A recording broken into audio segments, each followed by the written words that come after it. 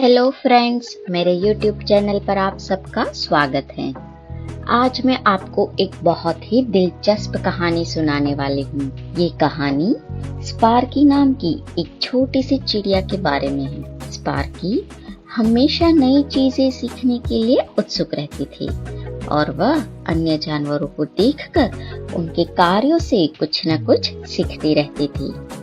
एक दिन वो चींटियों से मिली, तो अब आगे की कहानी में देखते हैं कि छोटी सी स्पार्की ने चींटियों से क्या सीखा। इससे पहले कि हम कहानी शुरू करें, इस कहानी का टाइटल है बुद्धिमान छोटी चिड़िया। एक समय की बात है, हरे भरे जंगल में स्पार्की नाम की एक छोटी सी चिड़िया रहती थी। स्पार्की जिज्ञासु थी।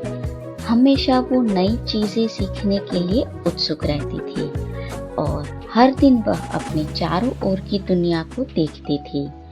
अन्य जानवरों को देखकर उनके कार्यों से वो कुछ न कुछ सीखती रहती थी। एक सुबह स्पार्की ने चींटियों के एक समूह को परिश्रम से काम करते हुए देखा। चींटियां भोजन लेकर अपने घर की ओर जा रही थी। उनकी टीम वर्क और दृढ़ता से प्रभावित होकर वह करीब से देखने के लिए नीचे उड़ गई। स्पार्की ने कहा, नमस्ते चींटियां, तुम क्या कर रही हो? स्पार्की के पूछने पर मुख्य चींटी ने उत्तर दिया, हम सर्दियों के लिए भोजन इकट्ठा कर रहे हैं। स्पार्की को चींटियों की ये बात बहुत अच्छी लगी और उसने चींटियों के इस उदाहरण को फॉलो करने का निर्णय लिया और स्पार्की भी सर्दियों के लिए दाने इकट्ठा करने लगी। स्पार्की ने देखा कि जंगल में कई जानवर अपना समय बर्बाद कर रहे थे। गिलहरियां अखरोट इकट्ठा करने के बजाय खेल रही थी। खरगोश अपने बिल तैयार करने के बजाय झपकी ले रहे थे और लोमड़ियां शिकार करने के बजाय एक दूसरे का पीछा कर रही थी। एक दिन ओलिवर नाम के एक बुद्धिमान बूढ़े उल्लू ने स्पार्की की कड़ी मेहनत को देखा। ओलिवर ने स्पार्की से पूछा, तुम हर दिन इतनी मेहनत क्यों करती हो जबकि अन्य लोग तो खेलते हैं? स्पार्की ने उत्तर दिया, मैं चींटियों की तरह सर्दियों के लिए तैयार रहना चाहती हूँ। जब बर्फबारी हो तो मैं भूखी या ठंडी रहना नहीं चाहती। ओलिवर ने कहा, तुम अपनी उम्र से कई ज्यादा बुद्धिमान हो छोटी चिड़िया। याद रखो, जो योजना बनाते हैं और तैयारी करते हैं वे हमेशा कठिन समय में भी रास्ता ढूंढ लेते हैं। जैसे ही शरद ऋतु आई, पत्तियां सुनहरी हो गई और हवा शुष्क हो गई।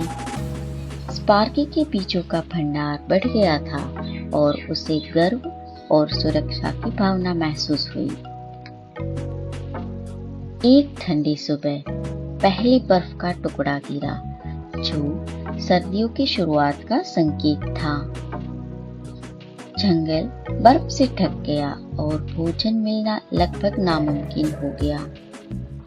चंचल गिलहरियों, आलसी खरगोश और लापरवाह लोमड़ियों ने खुद को भूखा और ठंडा पाया और अपनी तैयारी की कमी पर भी पछतावा हुआ। हालांकि स्पार्की अपने घोंसले में सुरक्षित और गर्म थी, जिसमें सर्दियों तक रहने के लिए बहुत सारे बीज थे। दूसरे जानवरों की दुर्दशा को देखकर स्पार्की ने जरूरतमंद जानवरों के साथ अपना भोजन बांटने का फैसला किया। स्पार्की की उदारता से सभी जानवरों ने उसका धन्यवाद किया और उन्होंने एक महत्वपूर्ण सबक सीखा। उन्हें कड़ी मेहनत और तैयारी के मूल्य का भी एहसास हुआ। उस दिन से उन्होंने खुद को स्पार्की और चींटियों की तरह बनने का फैसला लिया। कुछ दिनों के बाद बसंत ऋतु का आगमन हुआ। बसंत ऋतु में जंगल के सभी जानवर एक साथ मिलकर काम कर रहे थे और भविष्य की तैयारी कर रहे थे। जरूरत के समय वो एक दूसरे की मदद भी कर रहे थे।